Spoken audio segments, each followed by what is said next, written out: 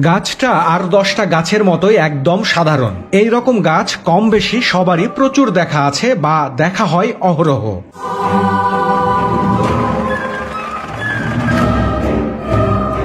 কিন্তু হাজারো গাছের মাঝে শুধুমাত্র এই বট গাছটি নিয়ে গ্রামে এমন একটা ঘটনা প্রচলিত রয়েছে যা রীতিমতো অবিশ্বাস্য, একবার শয়তানি ফের অবাক হবার মতো, রাজি আলগা লাগে এবং ইন্টারেস্টিং।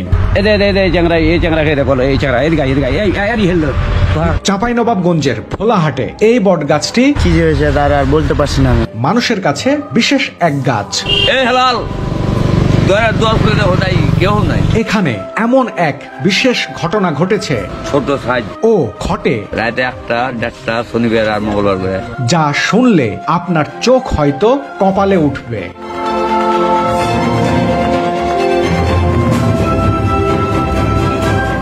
মানুষ সৃষ্টির 2000 বছর আগে জিন জাতিদের সৃষ্টি করা হয়েছিল। জিন জাতির আদিপিতা সামুম। শুধু তাই নয়, জিনরা কোথায় বসবাস করেন তা স্পষ্ট উল্লেখ আছে। তাই পরিবেশ ও বয়স বিবেচনায় এই প্রাচীন বটগাছটিতে জিনরা বসবাস করেন তা বিশ্বাস করেন এলাকাবাসীর একটা অংশ। এজন্য রাতের বেলা এই সাধারণ গাছটি অসাধারণ হয়ে ওঠে এলাকাবাসীর কাছে।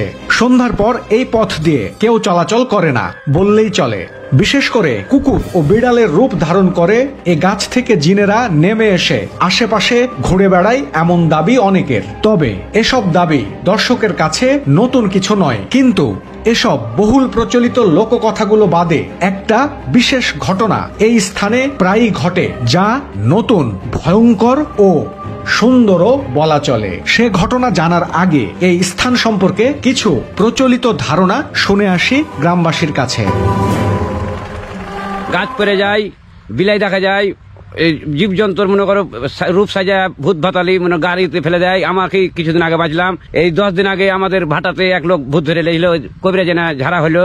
বিলাই কুকুর রূপ সাজা এসব বেড়াই, এই বহুদিন টাকা দেখতে পাই আমরা এই রোডে, এই গাছের তলে। এই 1.5 মাস আগে একটা গাড়িকে আমি দেখি খারাপ হয়ে হাওয়া হয়ে টেনে নিল, আমি নিজে বেঁচেছি। গাছটা পড়ে যায় সময়ে ফের খারাপ হয়ে যায়। আমার ভাতি যায় কিছুদিন আগে বোবা হয়ে করে দেখলো এই রোডে, এই জায়গাতে।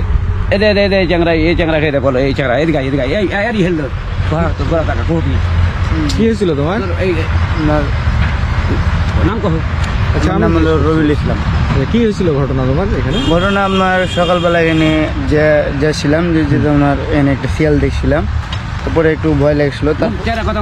তারপরে আপনার ওখানে কি হয়েছে তার আর বলতে পারছি না আমি।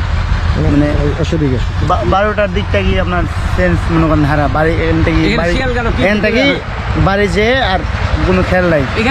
এইখানে কাজ করে তো উনিও এই গাছ থেকে একটা শিয়াল নেমেছে এবং শিয়ালটা উনি ভাবছেন যে একটা বিশেষ কিছু, তো ওটা দেখার পরপরই ও জ্ঞান হারিয়ে ফেলে, তাই তো ব্যাপারটা?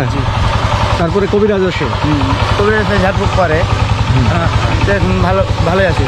মজার ও অবাক করা বিষয়টি হলো, গ্রামবাসী বলছেন প্রতি রোববার ও বৃহস্পতিবার এই গাছে জিনেদের বিয়ের অনুষ্ঠান হয়।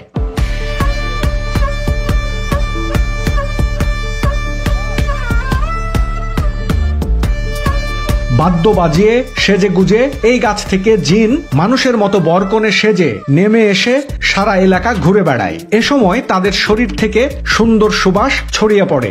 এই গাছে জিনেদের এমন বিয়ের অনুষ্ঠান গ্রামবাসীর অনেকে দেখেছেন। তারা জোরালো দাবি করছেন এই গাছে জিনেদের বিয়ের অনুষ্ঠান গত 40 বছর ধরে চলে আসছে, আর এসব অনেকেই দেখেছেন।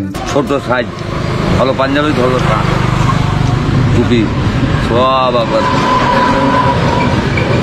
যেদিন বিয়ে হবে ওদিনকে বাইনা বাজাবে, সাদা পোশাক সম্পূর্ণ, টুপি থেকে প্যান্ট থেকে পাঞ্জাবি থেকে বাইনা বাজবে আগে, আর আলাদা হয়ে থাকবে আচলি যাওয়ার পরে।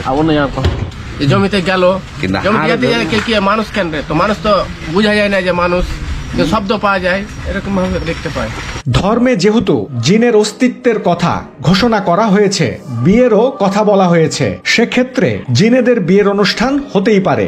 আমি মানুষের অনেক বিয়ে দেখেছি, বিয়ে বাড়ি দেখেছি, কিন্তু জিনেদের বিয়ের স্থান এই প্রথম দেখলাম।